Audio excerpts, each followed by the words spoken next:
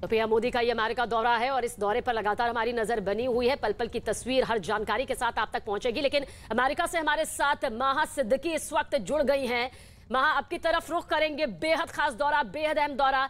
आप इस वक्त अमेरिका में मौजूद हैं, पीएम मोदी की यात्रा कवर करने के लिए वहां हैं। इस यात्रा का हाई पॉइंट आपके नजरिए से भारत के लिए क्या कुछ माना जाए? सबसे अहम बात तो ये रहेगी कि राष्ट्रपति जो बाइडेन के साथ प्रधानमंत्री नरेंद्र मोदी की ये पहली द्विपक्षीय वार्ता होगी। तो इसमें बहुत सारे अहम मुद्दे भारत की तरफ से उठाए जाएंगे, चाहे वो अफगानिस्तान का मुद्दा हो और भारत का जो एक इस वक्त जो सबसे अहम मुद्दा अफगानिस्तान से जुड़ा हुआ है वो है आतंकवाद।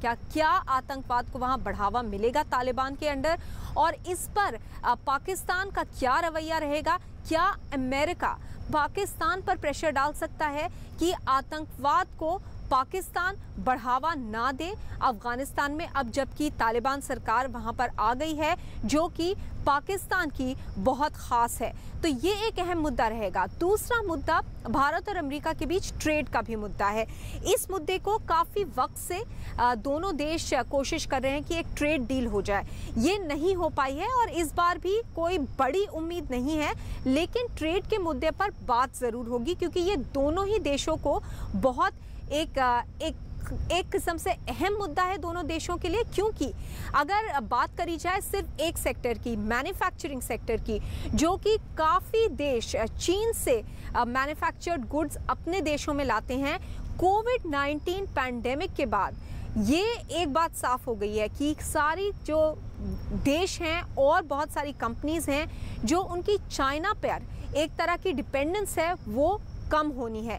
तो क्या भारत एक विकल्प दे सकता है मैन्युफैक्चरिंग सेक्टर में? ये एक बड़ा मुद्दा उठाया जा सकता है। अमेरिका की तरफ से प्रधानमंत्री नरेंद्र मोदी कुछ बिजनेस लीडर्स से भी मिलेंगे जहां पर यह मुद्दा उठाया जा सकता है। इसके अलावा इस वक्त कोविड-19 पैंडेमिक अभी भी चल रहा है, उसके मुद्दे अगर देखे जाएं तो सबसे बड़ा है इस वक्त वैक्सीन्स, क्योंकि जो वैक्सीन्स हैं यानी कि टीके, भारत सबसे ज़्यादा पूरे देश में मैन्युफैक्चर करता है।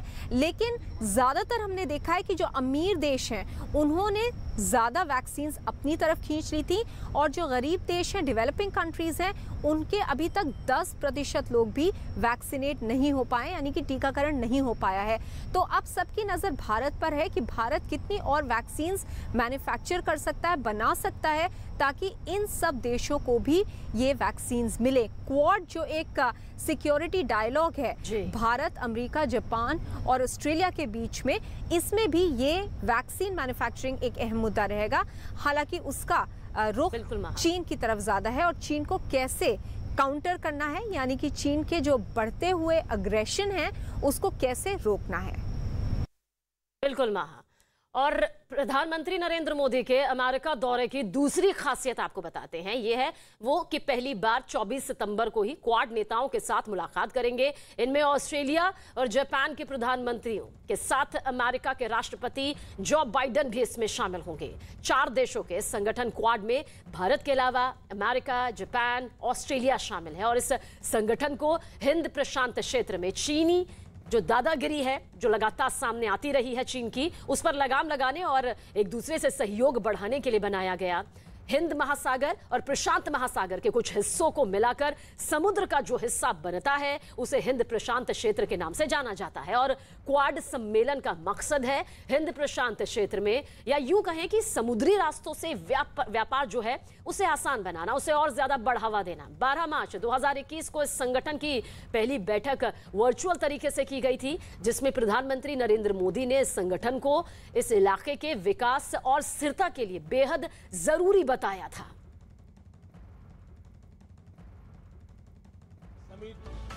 Meeting shows that Quad has come of age. It will now remain an important pillar of stability in the region. विश्व के सबसे बड़े लोकतंत्र होने की प्रतिष्ठा और इसके अनुभव को हम विश्व हित के लिए उपयोग करेंगे। हाँ, एक बार फिर से आपकी तरफ आना चाहेंगे और इस सवाल का जवाब भी आपसे जानेंगे कि इस यात्रा में क्वाड की बैठक काफी ज्यादा अहम है और खासतौर पर जब अफगानिस्तान में तालिबान ने सरकार बना ली है और पाकिस्तान साथ ही चीन दोनों ही तालिबान को लेकर सॉफ्ट रुख यहां पर दिखा चुके हैं। ऐसे में क्वाड का क्या रुख रह सकता है, क्या रुख होगा, जिसमें अमेरिका, भारत, ऑस्ट्रेलिया और जापान है?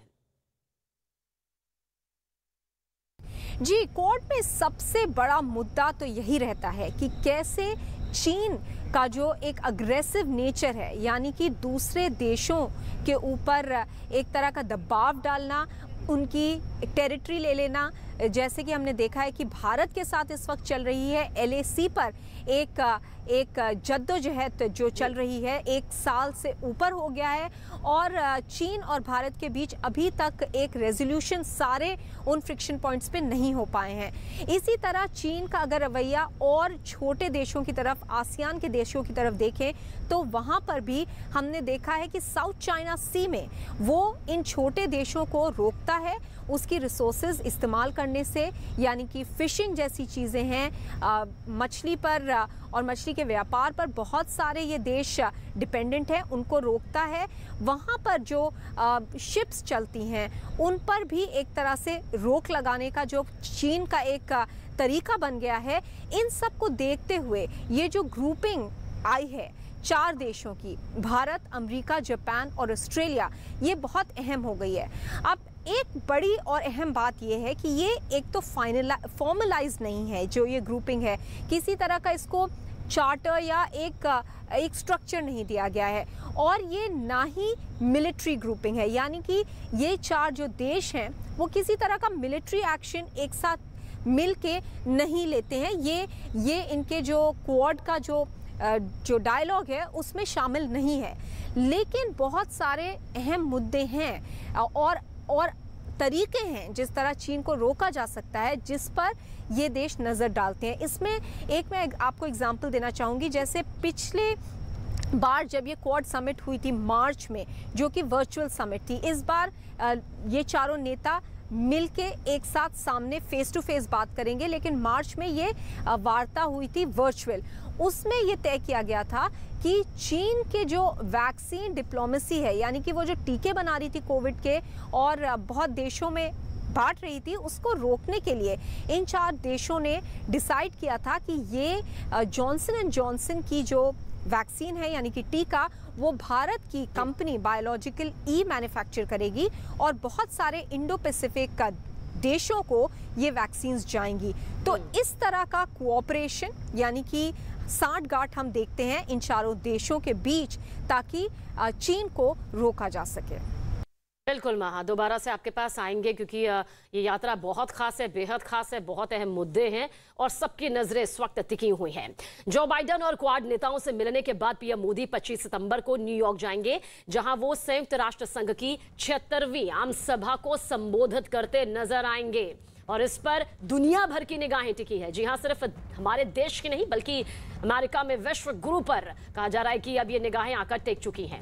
संबोधित करते नजर आएंगे। इसके बाद प्रधानमंत्री नरेंद्र मोदी कोविड-19 सम्मेलन में भी हिस्सा लेंगे, शिरकत करेंगे, जिसमें पूरी दुनिया में कोरोना से लड़ाई पर मंथन किया जाएगा। इसके साथ ही उनका दुनिया के दिग्गज कारोबारियों के साथ मुलाकात का भी विशेष कार्यक्रम है। बढ़ावा देने के लिहाज से ये भी बेहद खास है। तो कई ऐसे विशेष कार्यक्रमों का आयोजन किया गया है जहां पर वो शिरकत करते नजर आएंगे।